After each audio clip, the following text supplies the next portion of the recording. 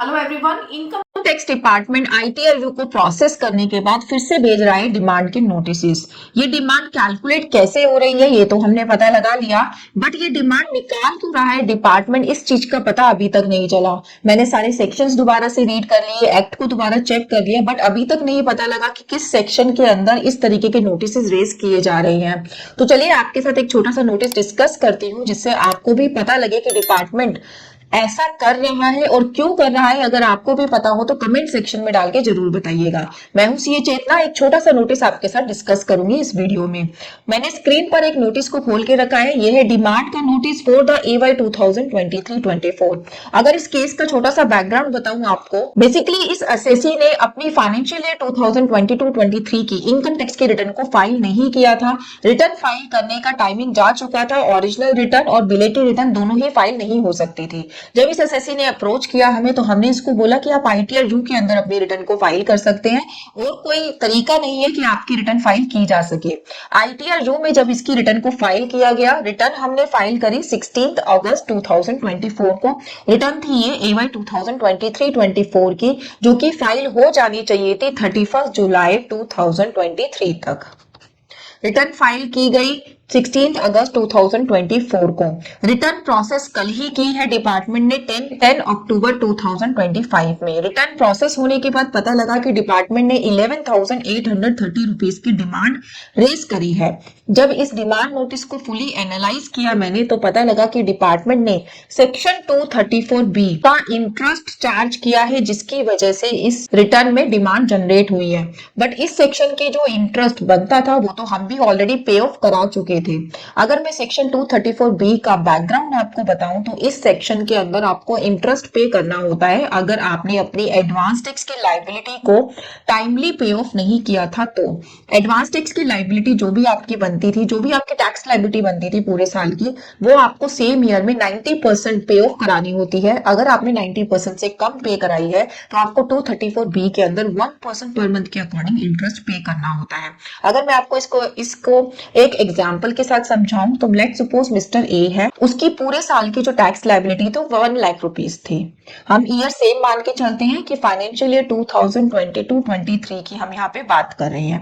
1 लाख की लायबिलिटी बनती थी तो मिस्टर ए की रिस्पॉन्सिबिलिटी थी कि उसको एटलीस्ट 90% यानी कि 90,000 रुपीज सेम फाइनेंशियल ईयर में पे ऑफ करा देना था। चाहे वो किसी टीडीएस के जरिए था या फिर उसका कोई टीसीएस कटा था या टीडीएस कटा था या फिर उसने as an self assessment tax या एज एन एडवांस टैक्स उस अमाउंट को पे कराया था।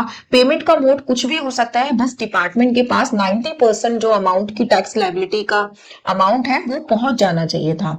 बट अगर मिस्टर ए ने 90% से कम टैक्स पे कराया है तो जो भी बैलेंस अमाउंट है उसके ऊपर 1% पर मंथ और पार्ट ऑफ द मंथ के अकॉर्डिंग टैक्स पे करना होता है एज एन इंटरेस्ट।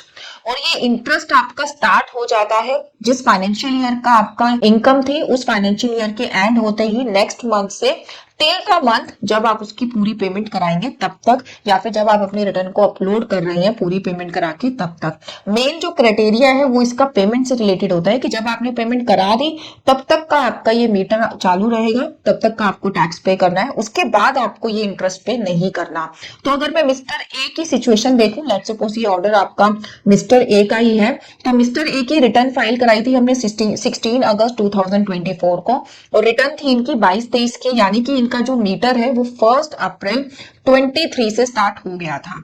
इन दोनों डेट्स के बीच का अगर हम गैप देखें तो there are 17 months, on an average 17 months का इंटरेस्ट बनता था 234B के अंदर, जो हमने पे भी करा दिया था। हमने जो इस एसएससी का टैक्स पे कराया था 234B का, वो हमने पे कराया था 19,000 रुपीज, जो कि था आपका 17 मंथ्स के अकॉर्डिंग।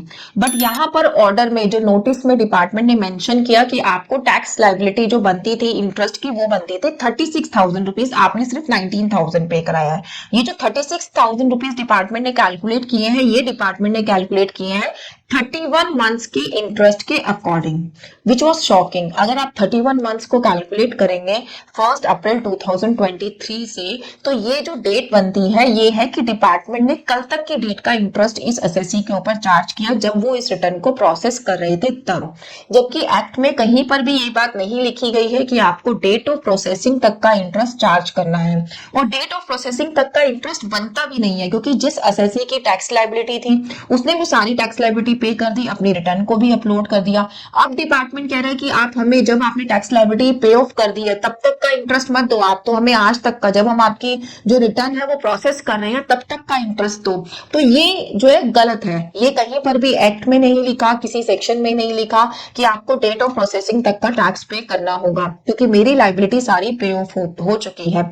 अगर एसएससी ने पेएबल पे रिटर्न को अपलोड किया होता, अपना टैक्स पे नहीं किया होता और एसएससी उस टैक्स को बाद में जाके पे कर रहा है, तो तब तक का आप इंटरेस्ट चार्ज करो तो समझ में आता है। बट एसएससी जब अपनी सारी टैक्स लायबिलिटी पे ऑफ कर चुका है, फिर भी डिपार्टमेंट डेट ऑफ प्रोसेसिंग तक का इंटरेस्ट उसके ऊपर लगा रहा है, ये कहीं पर मेंशन नहीं है, कहीं मुझे सेक्शन में अमेंडमेंट नजर नहीं आई, कहीं एक्ट में इसका जो जिक्र है वो नहीं किया गया था।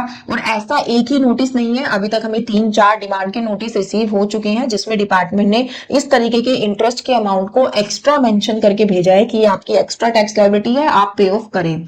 इसी से रिलेटेड जब मैंने R&D करी तो एक रूलिंग मुझे नजर आई जो कि ITAT पुणे की है, वहां पर भी इस तरीके का केस एक फाइल किया गया था, सेम फाइनेंशियल ईयर का था, फाइनेंशियल ईयर 22-23 का। तो वो रूलिंग जो है एसएससी के फेवर में रही। ITAT पुणे का जो डिसीजन था वो ये था कि एसएससी की जो लायबिलिटी है वो है इंटरेस्ट पे करने की, जब तक कि वो अपना पूरा टैक्स अमाउंट पे ऑफ नहीं कर देता। अगर एसएससी ने अपनी टैक्स लायबिलिटी पूरी पे कर दी है तो आप इंटरेस्ट चार्ज करोगे सिर्फ उसी टाइम तक का जब तक कि उसने पे नहीं की थी।